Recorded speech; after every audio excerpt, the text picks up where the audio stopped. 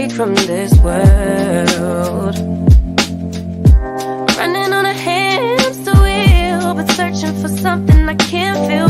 I just wanna be a lost girl and fly. A bird, feel my wings spread, levitate above the ground and make eye contact with clouds. Now I'm rising, I'm soaring above it all. I just wanna be free.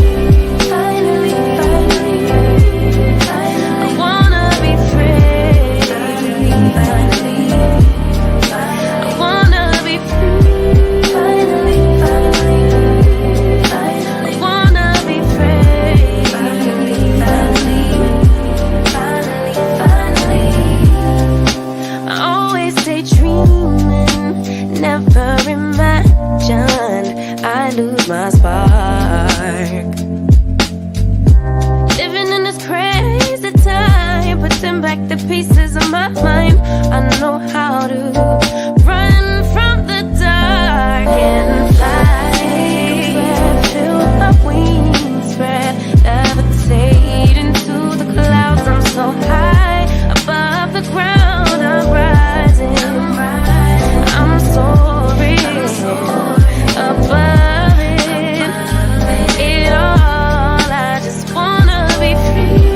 Finally, I wanna be free. Race, conversations, and law enforcement. This is Moses' People Speak.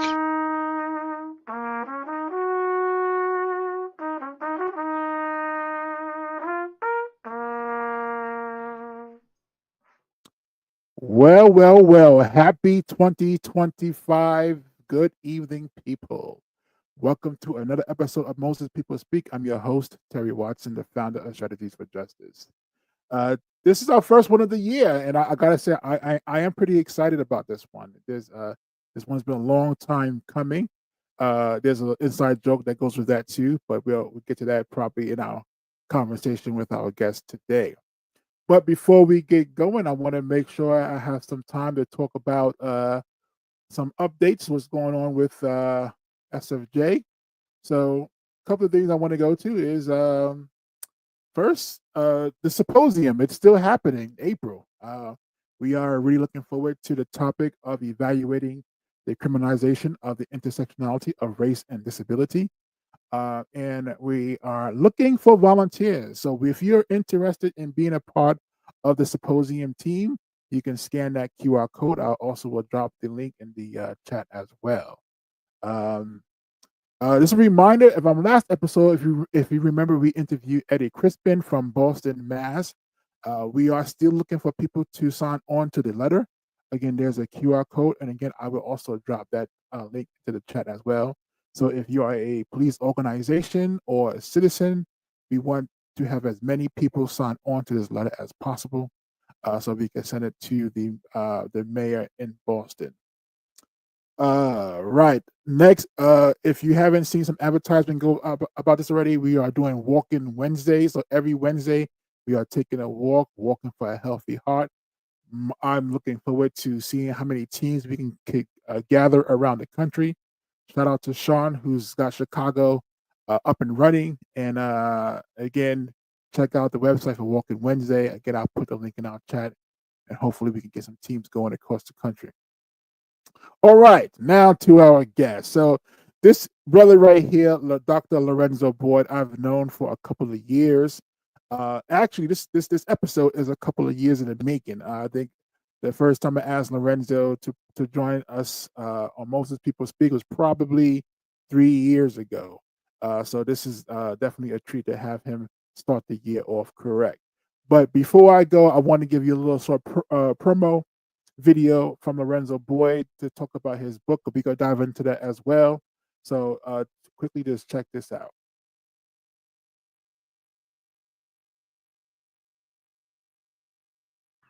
The history of the jungle is written from the perspective of the hunter. The lion doesn't get to talk about his history. The lion is killed or captured or has the hunter leaning on his neck for 9 minutes until he dies.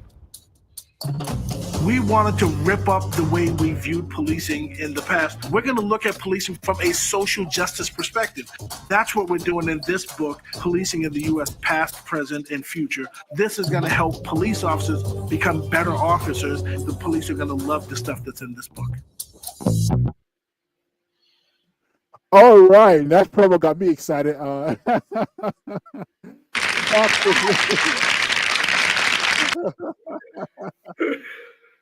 Dr. Lorenzo Boyd, welcome to Moses People Speak. Great to have you. Thank you. I'm glad that we finally were able to nail down time that I could actually be here with you. And I got to tell you, I'm pretty excited about the promo as well. I'm even more excited about the book. So definitely looking forward to jumping in. Yeah. So one cool thing about the book, and we will dive into that for sure, is that the book itself. It has some great terminology that I want to dig in today, because when we talk about police and community trauma, I really want your point of view on this, because I know a lot of folks been reaching out, even to SFJ and other police organizations, talking about how do we deal with community trauma, especially when it comes to policing in America. So let's get started. So Lorenzo, I always ask this to all guests, please tell us a little bit about yourself, a little bit about your background, and why this work so important to you. Okay, thanks. I'm originally from Boston, bred, born, raised, educated, product of the University of Massachusetts school system. Did my PhD at Northeastern, so I'm Boston or Massachusetts through and through. I spent just under 15 years as a sheriff's deputy in Boston. The first several years running an inmate housing unit in the county jail before I actually went out and started doing stuff on the road. And after that, I got my PhD, and this is now my 25th year as a university professor. And it's funny, when I say that, it makes me feel really, really old after 15 years in law enforcement. So my regular full-time job, I am a distinguished professor. I am the Stewart Professor of Community Policing at the University of New Haven in Connecticut. And a big shout out to Shelley and Ann Stewart, the Stewart family, for establishing my distinguished professorship so I can spend time building bridges with the police and the community. Yeah. And we had the pleasure too. I think it was funny because one of the many small world components is that we had your colleague on Moses People Speak, who I ran into at a conference, and there was this brother. He was just talking, and I went back to him, and he said, "Yeah, I'm from the university," and I was like, "Okay." So I said, we took a picture together. We sent it to you as a text message. Like, hey, look, we're together at a conference. I thought that was cool. So for the record, he's not a colleague necessarily. He's actually my boss. He's my dean. But he's a really, really, really good dude. Dr. David Schroeder, really good guy. Dr. David, yeah, and Dr. David, we have folks asking for him back on this show as well.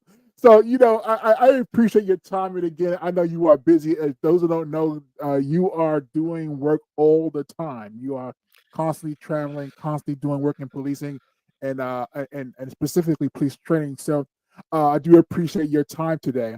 So, one of the things that I think was important is that I would love for you to sort of discuss some of your experience with dealing with addressing community trauma, because that's one of the things that I'm really interested in, especially with some of the things that have been going on this past couple of years. So, can you dive into that? What does it look like? How do you do that in your trainings? Sure. Let's start off by, I run a company called Renz Consulting LLC. I'm the founder and president, and for the last 13 years, we've been doing police training across the country. And I've got a 5-year contract in the Adirondack region of New York, and we go up there 3 or 4 times a year doing training. And it dawned on me as we're doing cultural competence training, as we're doing community building training, something wasn't right. There was a level of disconnect that I couldn't put my finger on. And then myself and a couple of my colleagues started to think about it. And that dawned on us that a lot of the officers that we're dealing with are hurting. So you know the old adage that hurt people continue to hurt people. And we figured until we can deal with the stuff that's going on with the officers, they can't fully hear and appreciate the message. It dawned on us that many officers are dealing with trauma from the job, trauma from their life, trauma from the institution of policing that's consistently unaddressed. And there are times that, you know, when I was in uniform, I saw things or witnessed things or may or may not have done things that stayed with me. And there were times that I would say, hey, I need to talk about this. And the typical answer that I got was man up. And to me, if somebody's telling you they're not doing well, man up is not the right answer. So we decided that we needed to take a look at some of the trauma that officers are dealing with. Before we can deal with anything else, we need to address that. Once we deal with officer trauma, then we can deal with community trauma. We can deal with vicarious trauma. We can deal with acute and post-traumatic stress. But we first have to acknowledge that officers also go through trauma. And I would argue a significant number of missteps by the police can be traced back to unresolved trauma. Yeah, that's a point. You know, and talking about policing, you know, I think before we began, we were having a quick conversation about the incident that happened in New York and with Robert Brooks, and you know, I remember when Sonia Macy situation happened, when the killing of Sonia Macy happened, and now Robert Brooks, the conversation always do turn back to this sort of trauma in policing. And really, I know that Noble put out a statement. ESOP, the Ethical Society of Police, they put out a statement. Nablio put out a statement, right? And I'll share those statements as well in the links, chat links as well. But you know, what are some of the things how does that impact the progression of trying to do the healing work? And that's what you're trying to do, the healing work in the community, right? In policing. How does that impact it? So I was listening to a lecture given by the current Commissioner of Public Safety for the state of Connecticut, Ronell Higgins. He did this talk when he was the police chief at Yale University. He said that building goodwill with the community is kind of like having a giant bucket. And every time the police do something positive, it's like dropping one drop of water in it. But if you get multiple officers from multiple places doing really good stuff, then you can start to see where the bucket is starting to fill. But it only takes one person one time to do something stupid, and it's akin to kicking the bucket over, and it undoes all of the last few years of work. It sets the profession back a long way. But the only thing that you have to do, set the bucket back up again and start with the goodwill, one drop at a time. You have to keep doing it. We don't have the option of walking away.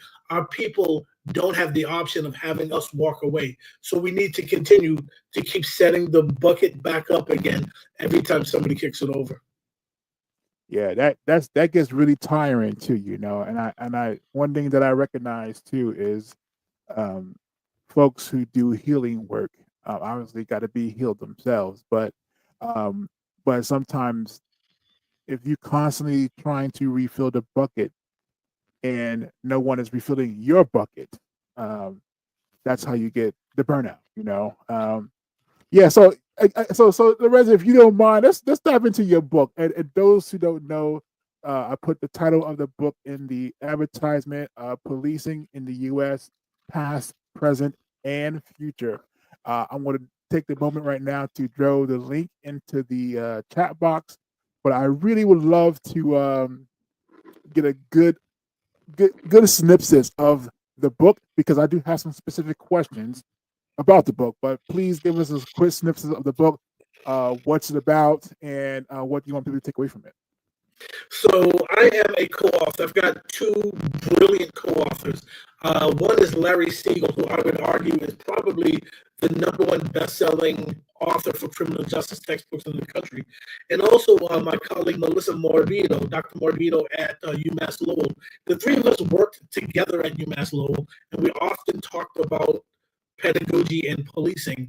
And the thing that frustrated me the most, I went through all of the policing books, and there are so many chapters that I just disagreed with that I had to pull out and then had to backfill with articles or readings or other things.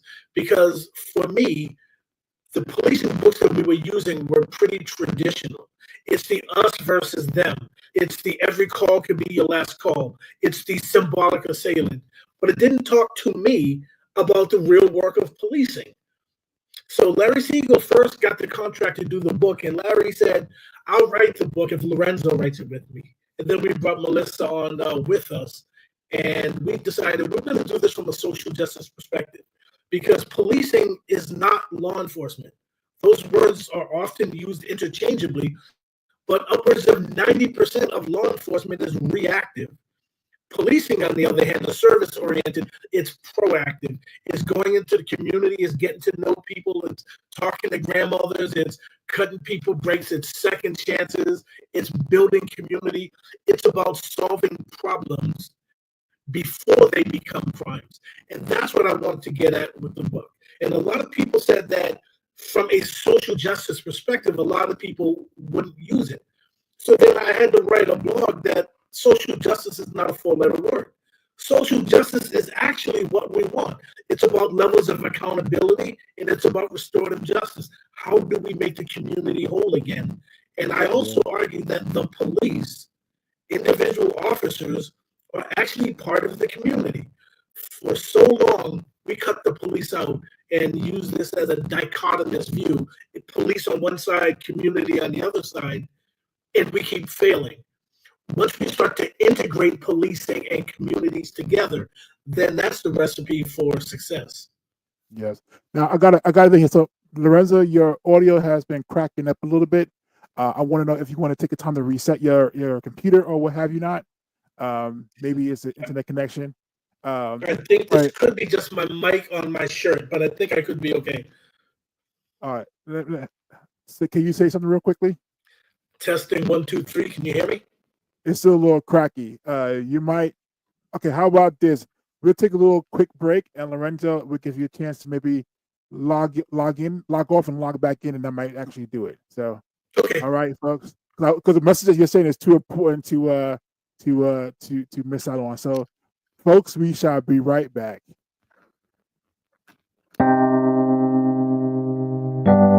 Tell us what you really mean, ma'am.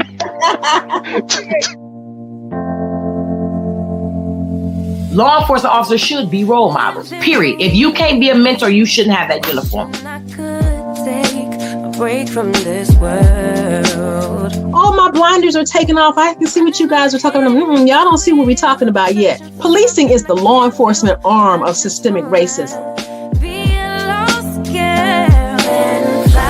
Well, the message for America is that they need to wake up. We need to stop the repeat. We need to stop the revolving door. And we need to come up with better ways of law enforcement.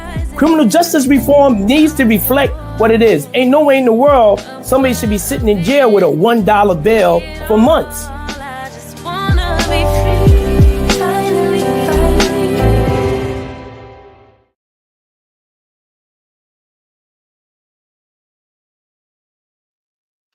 All right, people, we're going to wait for Lorenzo to log back in.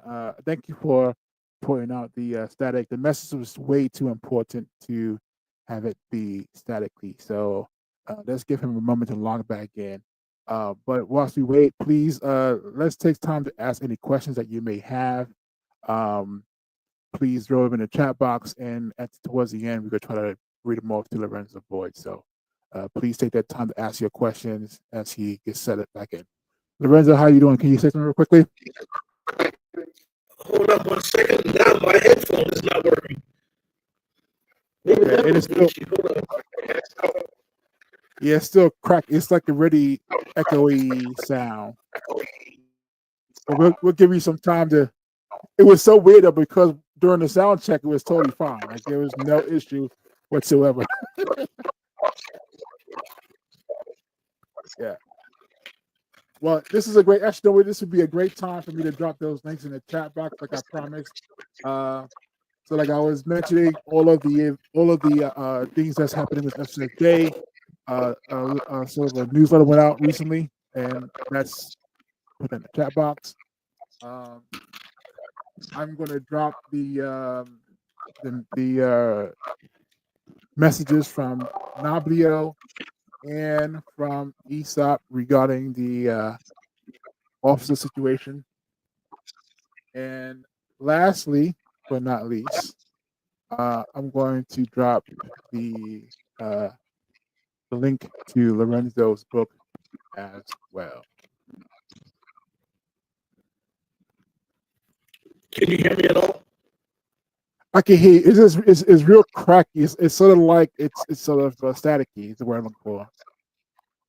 I'm not sure if it's connection thing or not. My headphone jack just died on me. Oh man. I don't know. Do you want to? I don't know if you want to try logging in with your cell phone or doing it on your cell phone, something like that. That might be. Yeah. It's okay. Yeah, that'd probably be best because I think the message that you were, even what you were just saying just now about the community policing piece was too. I might even ask you to repeat that because I got it on my end, but I have like these headphones and I can hear this almost everything, even though we're scratchy. All right, I'm looking for the link now. Give me 1 second. No worries, no worries. So I put in the chat box the link to the messages that came out from the different organizations about the killing and with Robert Brooks. And then once Lorenzo get situated with the audio, we'll get back in this. So no worries. Hopefully everyone is having a good time, a good couple of first weeks of the year.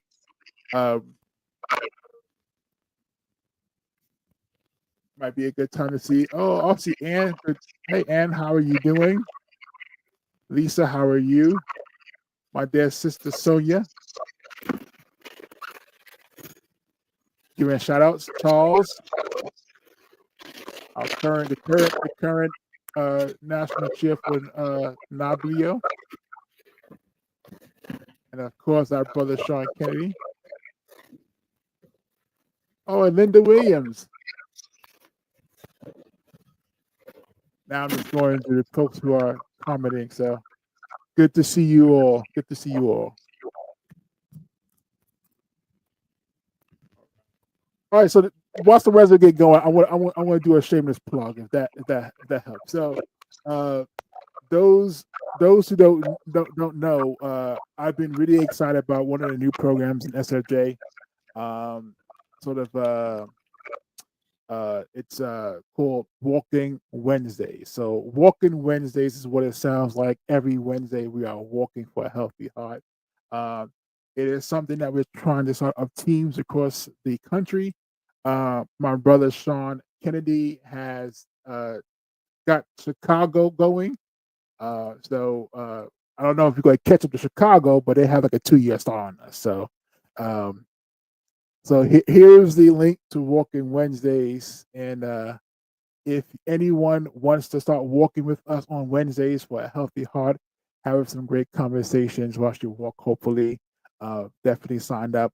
Either create your own team or we're trying to do something where you can collaborate with folks who already got a team. All right, Lorenzo, say something real quickly. Testing. Can you hear me now? Oh my gosh, it's night and day. Wow, excellent. All right, brother. No, no worries. I think it probably was the internet connection, and your phone probably got better connection. All right, brother. We're gonna go right back to where we left off because folks are still with us, and I think they really was trying to get your message. So I'm gonna go back to the book because the book itself, you talked about it being co-authored with your colleagues. And you talked about the fact that what it brings to the profession of policing. But let's talk about what do you hope the community to take from the content from the book? What I hope mostly is that undergraduates that are going to go into policing will actually read the book and understand what policing actually is. So I've since stopped teaching at the PhD level, and I don't teach a lot at the master's level because I want to teach the people that are going to graduate and go out, put on a uniform, and actually do the job. I need them to understand what policing actually is. So to me, that's really important. So my hope is in reading the book that they will understand policing. And there have been several police departments across the country who have adopted the book as partial reading in their police academies because it's a succinct way to explain to them what policing is actually supposed to be. Yeah, yeah, and you did mention your the consultant that you do as well. And I also know, in addition to the trauma work that you're doing, you also do a lot of de-escalation as well when it comes to policing. So Lorenzo, there is a term that in your book, and I want to take some time to really dig in that term because there's a relative term that most people are aware of, right? And that is white fragility. And Yep. I'm going to be totally honest with you when I say this. White fragility was a concept that I only accepted as uh, it being need to know maybe a couple of years ago. Before like 2015, my stance on white fragility was totally different than it is right now. And saying that I had a perspective that there was so much going on in the world that I couldn't take time to reflect on white fragility. Then I did some reflect and I realized that's the wrong stance to have. But in your book, you have another term that you coined, and I want you to talk about that one if you can.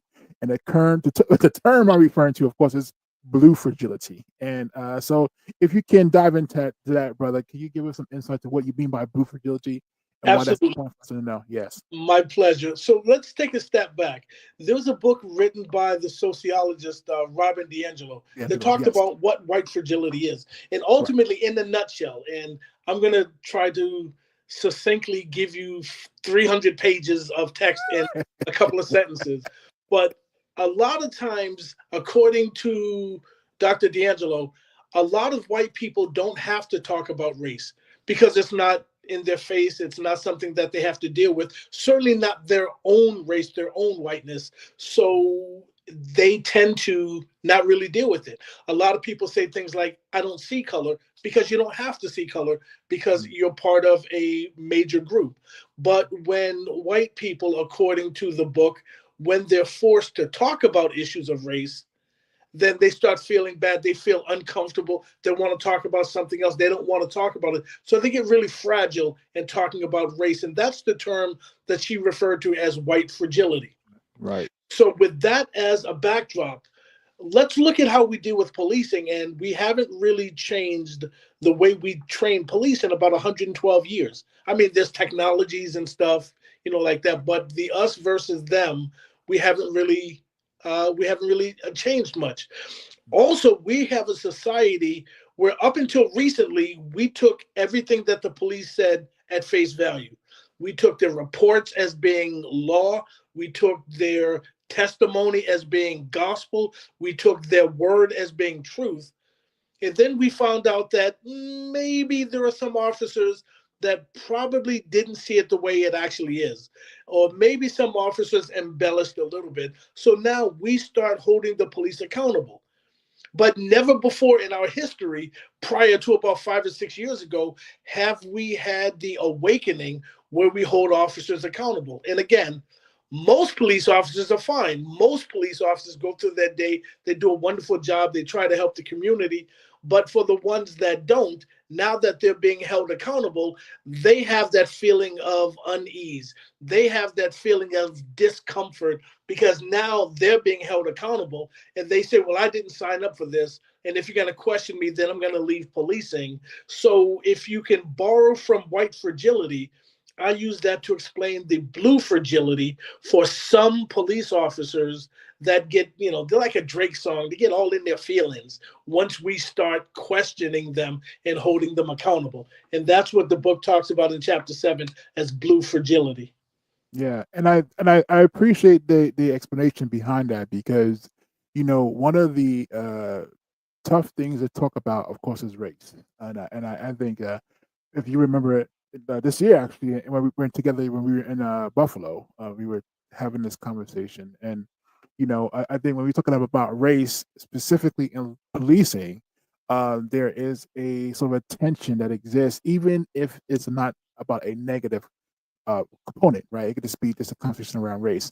And I think when you talk about that term blue fragility, it got me thinking about when we try to have these tough conversations, either about race, gender equity, sexual orientation, whatever it may be, in regards to policing, there is a element that we have to address, and I think that blue fragility might be a key point in that. So let me ask with you, what has been your experience with trying to address blue fragility? Well, remember now, if we can acknowledge that people are going to be really uncomfortable about a topic, that doesn't mean we shouldn't talk about a topic. That means we should just go in a little more aware. And there's a lot of people that say, I'm tired of having to teach people about my trauma. And they say, I don't want to do that anymore. But I don't think we have the luxury of deciding we're not going to do that. We have to keep moving forward. We have to understand people are going to be uncomfortable. We have to deal with levels of discomfort. And sometimes it's how I bring the message.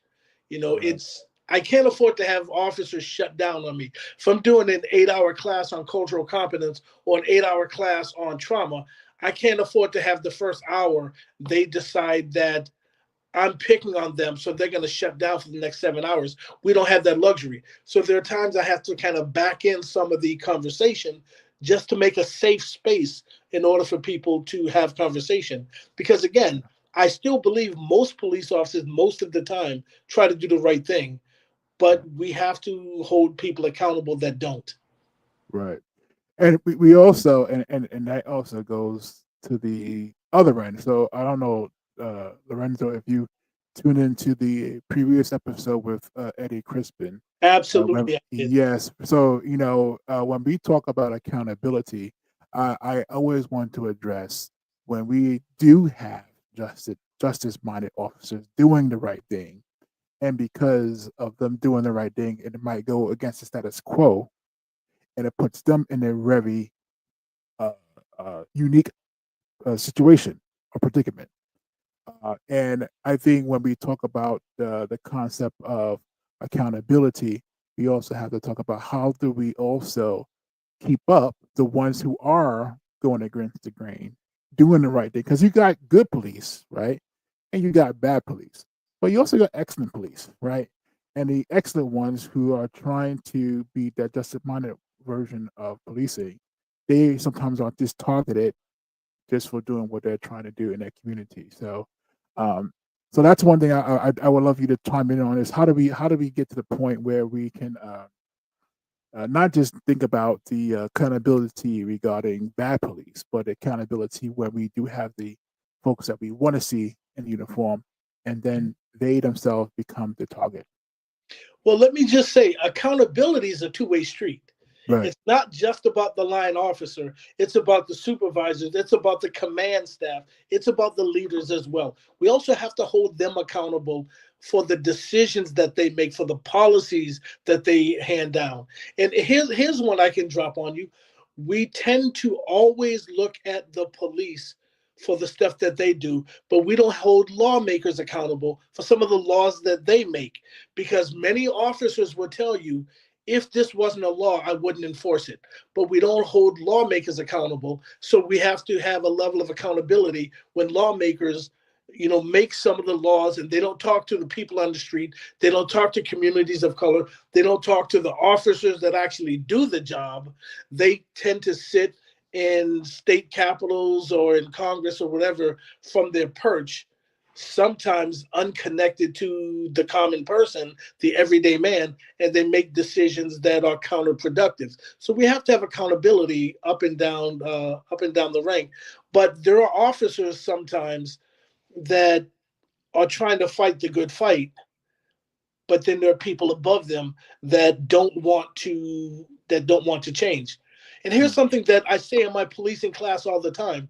There are some people that are so used to privilege that equality for them feels like oppression. Mhm. So Yeah. once we can get them, and for some people, that's going to resonate later once they log off. So for the people that are used to privilege all the time, for them to understand that other people are equal to them, that's a hard pill to swallow. Mhm. But we still need to move in that direction anyway. We need to let people know that me being equal does not mean that you're less. You know, Yeah. my light shining does not dim your light, that we collectively can do this together. But again, it's about leadership. And in policing, like all sorts of leadership, when I teach my leadership and management classes, we tend to spend the bulk of our time with our best performers, and we tend to ignore our worst performers. And that's where we get into trouble, because your team is only as strong as its weakest link. What we need to do is a paradigm shift, and we need to stop pouring into our weak people and try to make them stronger. We need to pour into the people that don't get it and help them get it. And there's a police academy that's taught at Northeastern University, my alma mater, and they do a supplemental for the city of Boston, and they do a lot of training for Cambridge. And a lot of Fridays, they only have a half a day, because the second half of the day, they assign the recruits to community groups, whether it's the Boys and Girls Club or homeless shelter or women's shelter or whatever, because they don't want the first time these folks deal with the community is in an enforcement way. They want them to understand who people are. And to me, that's real. And people often ask, how did I get along, when I was in uniform? And for me, the people that I dealt with every day in Boston, the people that I dealt with in the jail, the people that I dealt with are the same folks that live in my community, the same folks that I see at the grocery store. And one of my fears was I could disrespect somebody on the street, and then they would call and tell their mom, and their mom would call my mom. And now I've got a whole nother set of things going on with my parents asking me, why did I lose my mind on the street?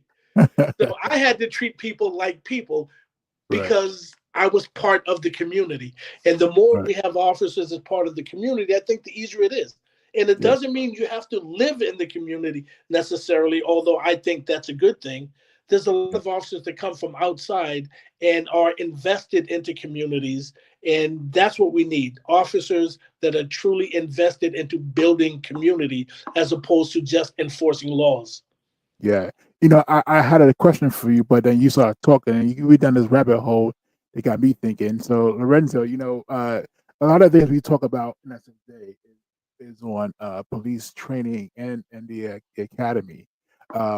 And I would love to get your point of view on this. Like, what do you think are some elements to the academy that could improve to actually, have, less police fragility, or have, because ideally we would have law enforcement, uh, having the ability to have these tough conversations in their communities, right?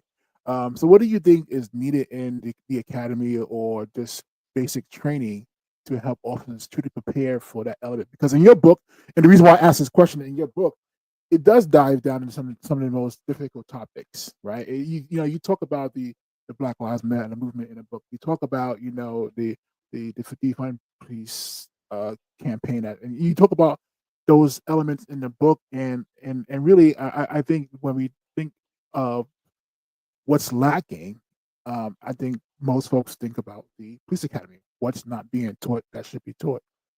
I'd love to get your point of view on that. So now there's a couple of points I want to make. They're two separate points. The first point is it's problematic that we teach an us versus them scenario.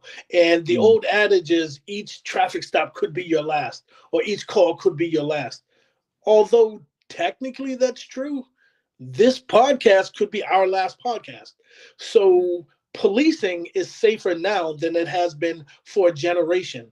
You have to go back to the Nixon administration to find police officers feloniously killed in lower numbers than right now. So if you look outside of COVID, the number one killer of police officers is suicide. Yeah. But we don't talk about that. We don't talk about that trauma part. Number two is coronary heart disease. Number three is motor vehicle accidents. You have to go all the way down to number four to find somebody feloniously killed by the bad guy. So we still train that every call, and granted, policing is dangerous by definition. But because of the training, because of technology, because of body armor, because of all sorts of things, that fewer police officers are getting killed. So for us to say it's an us versus them every day on the street, I don't think that's as helpful as it can be for most officers. The second thing, we need to do a paradigm shift. The final report on 21st century policing came out in April and May of 2015 under the Obama administration, and it has 6 pillars.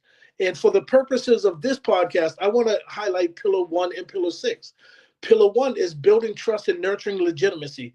That's the foundational principle underlying the relationship between the police and the communities that they serve.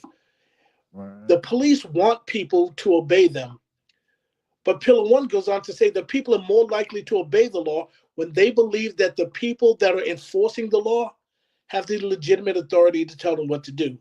And the public confers legitimacy on people that are acting in procedurally just ways.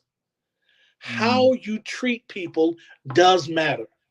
And there's a training that I do. Well, when I'm in training, when I talk about procedural justice, I pick 2 different officers, and then I say, "Hey, Terry, get up, stand up, right now, get up, hurry, get up. And then I turn to the other officer, "Hey, Lorenzo, can you do me a favor, bud? Can I get you to stand up, please?"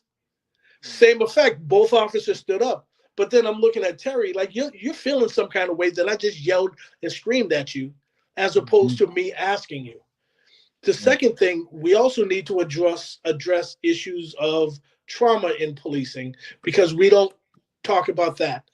Pillar 6 is officer wellness and safety. It's not just officer safety, because when you think about it, we have to protect those that protect us from the incapacitating and physical, mental, and emotional problems on the job. We have to protect the people that protect us, because let's be honest, the concept of the bulletproof cop, it doesn't exist. I argue many of the problems that we have in policing is because a lot of officers have unresolved trauma.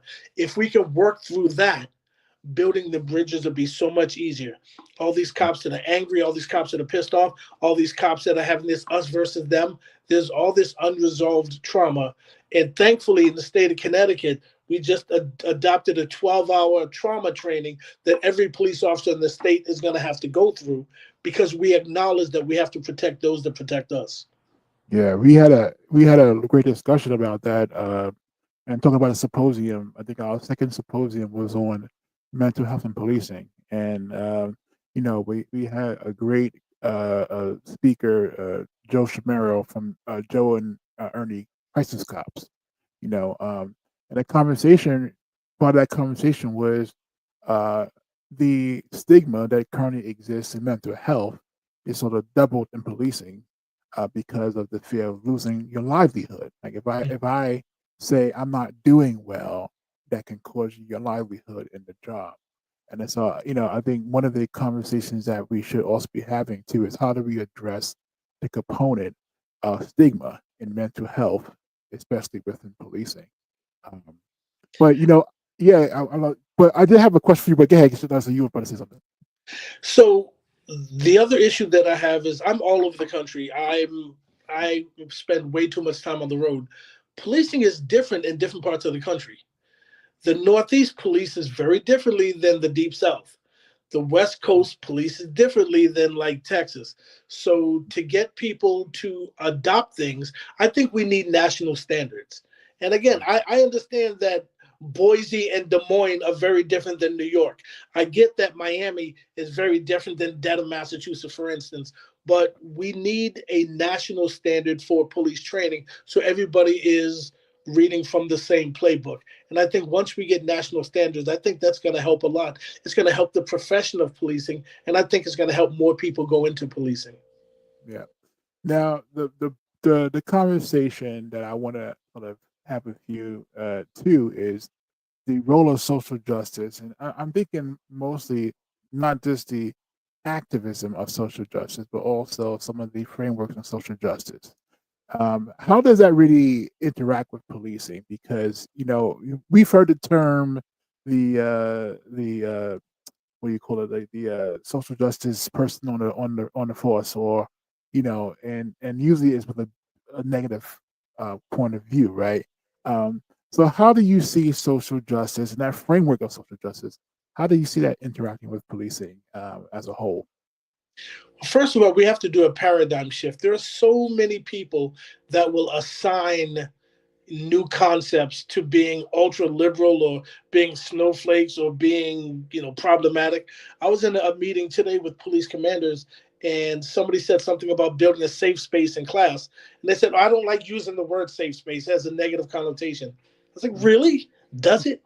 So we have to get people to move beyond what social justice is and to say it's procedural justice matched with levels of accountability, and you wrap that up in restorative justice, because ultimately we want to make people whole again. So Right. unless people can move beyond, there people told me that social justice is critical race theory, which tells me you just throw anything against the wall and see what sticks. And if I get people to read, even the blog that I did for Cengage Publishing, it talks about what social justice actually is. And again, it's about accountability and it's about procedural justice. It's how do you treat people? And I remind police officers, you are paid to be professional. When people are yelling and swearing at you, and officers say all the time, I'm polite while they're polite, but if they're rude to me, I'm going to be rude to them. Really? What is this, middle school? No, you are a paid professional. Your job is to be professional regardless of how everyone else acts. And a lot of officers, I remind them, you may see this as a routine call. You may have done this 20 or 30 times. But for the person that calls, it's probably the biggest thing that's happened to them in a really long time. And it's really, really important. And we need to address that. We need to treat people as such. Yeah, that's 100. I totally agree. Now, so I'm looking at the time here, Lorenzo, and I'm always mindful of that. But one thing that I want to say is it's I'm glad that we had a chance to connect. One, I know you're extremely busy, but I also appreciate the work that you're doing out there, constantly on the road, work with mainly police departments, and at the same time keeping up with the knuckleheads like myself, right? So, And still teaching my policing classes at the University as of Haven. and still teaching the police school, yeah. And please tell David I said hi. Hopefully David's watching, but tell David I said hi. We missed him. I'm going to follow up with him soon too. But so here's the thing, Lorenzo. Anyone that comes onto the show, and you already know is this because it's the question that every guest gets on the show. But I would love for you to think about this in the light of the work that you do. Obviously, your book, the classes that you teach as well. So what I'm going to say is, and again, know it already. So I'm just going to put you on the spotlight. But Lorenzo, what is your message to America? My message is that people need to give other people some slack. A lot of people are working on past thoughts and past harm and past things. We need the police to give community members some slack, to treat people with dignity and respect. We also need community members to give the police a pass sometimes and start treating them with dignity and respect. I don't mean not holding people accountable. I absolutely mean you have to hold people accountable, but give people a chance to fix things. And when I talk to my students, every single class, the last thing I say to them is, I don't need you to fix the system. What I do need is for you to go out and be the most honest, most ethical person that you can be. And if we can get everyone to commit to, I'm going to be more honest, I'm going to be more ethical, then I think that's a pathway forward. And that's going to help us. Man, that's beautiful, bro. Well, like I said, I enjoy having you on the show, and I don't know if you can stay a little bit longer, but if folks want to ask questions, this is definitely the time to ask questions. I want to make Absolutely, I can stay. yeah, yeah, excellent. So as we call it the after party. So what we're going to do is I'm going to show the quick commercial, and then after that we're going to do Q&A. So if you have questions, if you want Lorenzo to respond to something, please put it in the chat box, and Lorenzo can see the questions as well. So we will be right back after this really, really short message. us what you really mean, ma'am.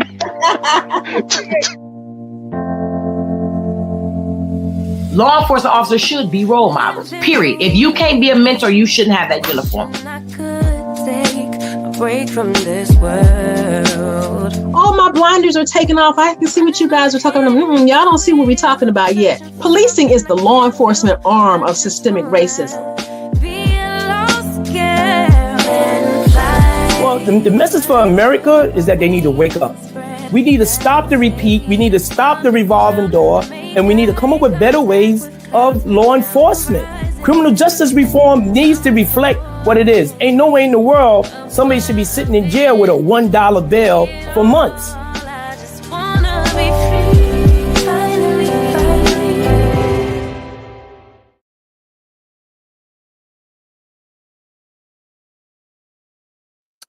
All right.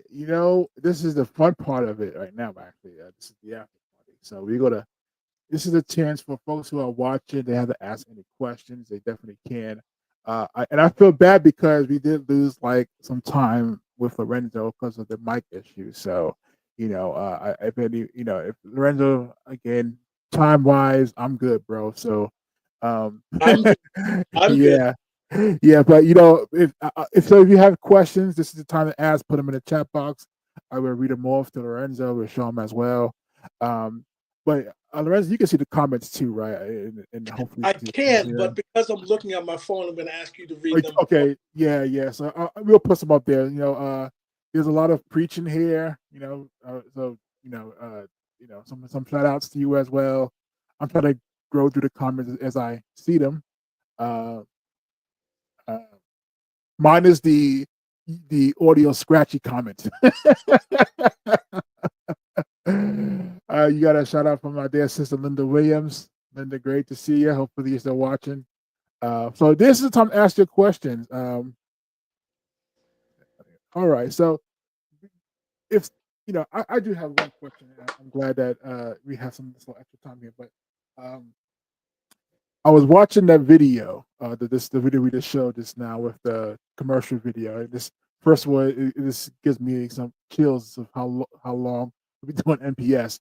But one of the videos, as you saw in there, we had a discussion with police regarding the insurrection. Now, I'm not going to dive into politics today, but one of the things that I want to talk about, if you don't mind, Lorenzo, is what do you think? What does healing look like for us when it comes to some of the national trauma that we've been seeing in the media? And we talked about one or two today, but I got to the point, and I'll share this with you too. I remember when I started doing the battle with Moses People, which is the story of Samuel Battle and Moses B. Cobb. Someone asked me to do that a long time ago, and I said, nope, I'll just wait to the next one, because this happened when Everett Garner, incident took place in New York. And if you think about how many times we've been having these conversations since Everett Garner, and so I would love to know from your perspective, what does that healing look like, and what does it sound like? What I mean?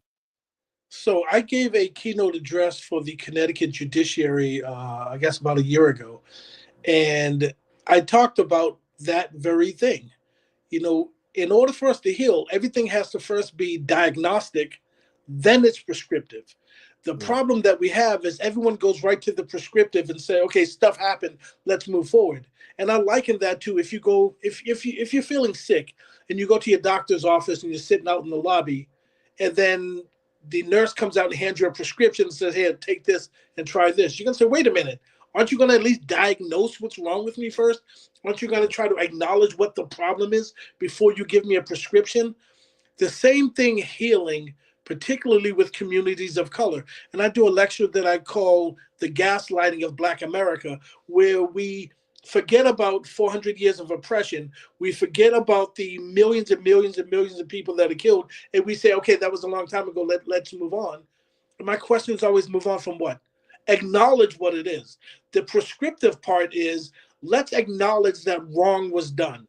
Regardless of who did it, wrong was done to people, and it has systemic problems. Once we can acknowledge that harm is done, then and only then we can go to the prescriptive part to say now we can move forward. And a lot of people don't want to do that. And I want to give a shout out to Terry Cunningham, who used to be the police chief in Wellesley, Massachusetts. He was the president of the International Association of Chiefs of Police.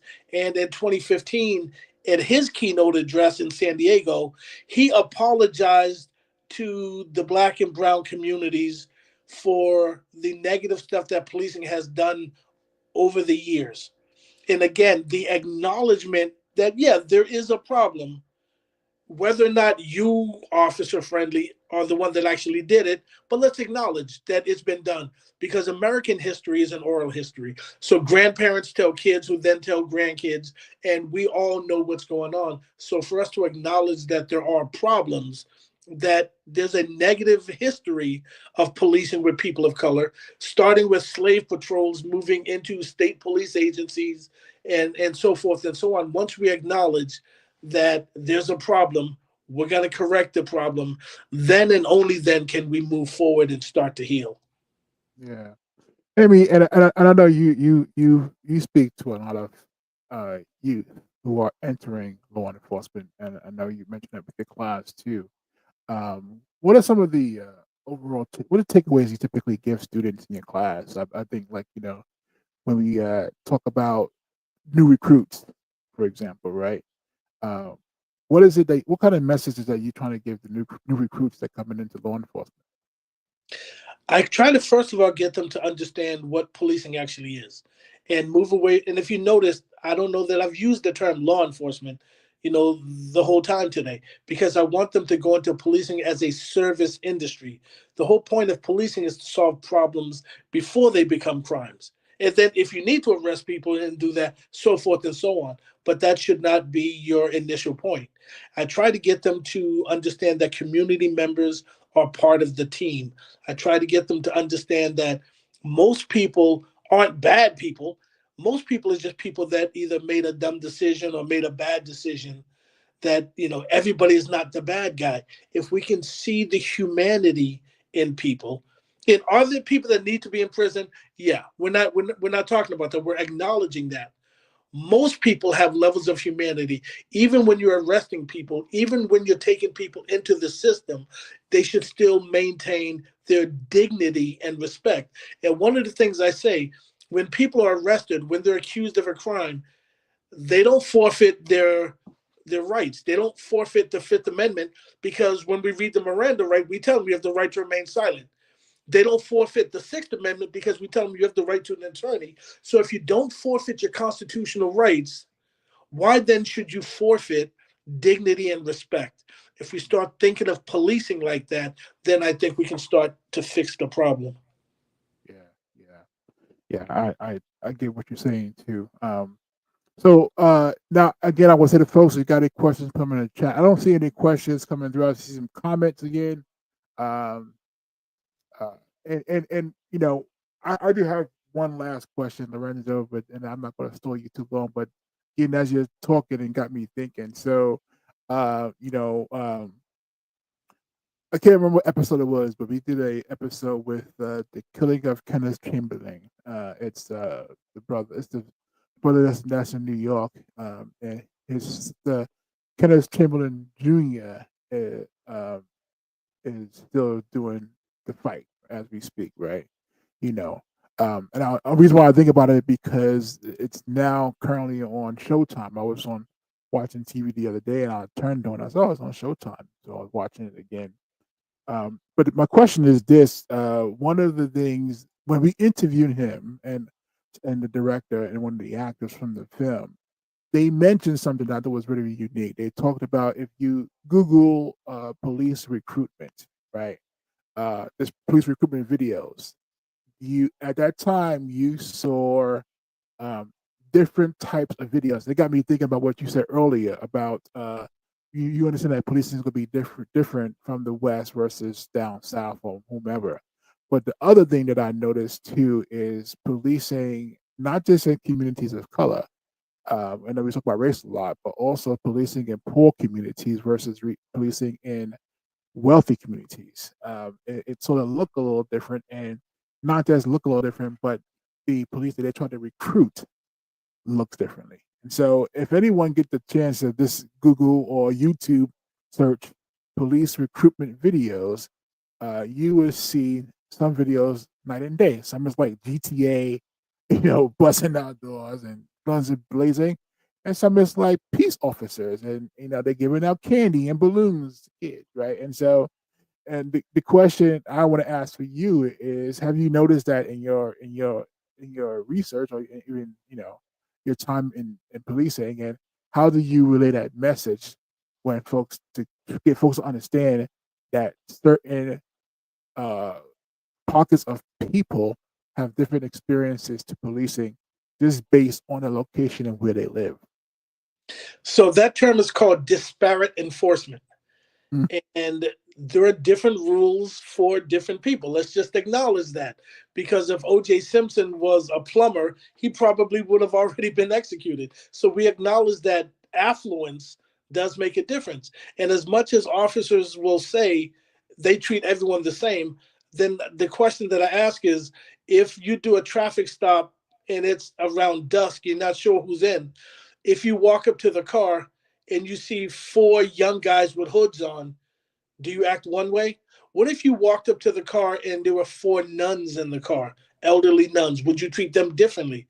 Let's acknowledge there is disparities in how we do the job. And part of it is for safety. People will talk about that all the time, but let's just acknowledge, first of all, that that is the case. And to say, well, we treat everyone the same. No, you absolutely don't. You don't treat an 88-year-old woman the same way you treat a 25-year-old bodybuilder. There are different threat levels associated with it. So once we acknowledge that, yeah, we do treat people differently, now let's talk about it. Let's talk about whether we're treating people differently based on their traits or something that they can't control, or do we treat them differently based on their behaviors? Shout out to Dr. Schroeder for that. And I was going to say, you sound like Dr. Schroeder now. Once we acknowledge that, then we can get down to why we view people differently. Yeah, that was a powerful message he left us with when he was on his show, and He's a brilliant dude. I listened to that over and over. I think I actually took that one piece out and made it its own video. And what I understand from that message too is when we start to treat people differently based on the characteristics they have no way of changing, color, skin type. Like I talk about, I call it the big boys club. I'm part of the big boys club, right? When I walk down the street, I'm going to be seen differently because of my skin color, but also my size, right? They don't see that they see this big person, and that by itself is going to put some type of bias. And thank you right there, implicit bias. Thank you, Sean, for mentioning that. Right into your mind, and therefore you got to react differently based on what you see. So yeah, Dr. Schiller, he left us with that great message, and very powerful, because he's right. We do tend to do that. So. And you're gonna have to have him back on. His book is gonna be published soon, so you're gonna have to have him back when his book comes out. I need to email him. I'm pretty sure that he emailed me last. So I think tag I'm in. So maybe I should get y'all both on at the same time. Now that would be killer. I mean, I don't know how that's gonna work out, but that would be killer. I think that the message that you're both again. Teach at the same institution, I get that piece, but I think the message that you're both spreading is really important. So I do thank you both. So let me just leave with let's start treating people with levels of humanity. I say that to officers all the time, and many times officers will say, "Well, I'm going to try," then they'll come back and say, "Wow, it was a really good interaction that I had." So let's start off by treating people with humanity and stop just assuming people are the enemy because of how they dress or who they are or how they present. We're still stuck in the 1970s with the symbolic assailant when we don't know who's likely to be, but we can definitely deal with people if we deal with them in a procedurally just way, because how you treat people really does matter. It does, yes. Well, stay on for a couple more minutes, Lorenzo. But thank you everyone for tuning in, and until next time, everyone, please be blessed. Everyone have a great day.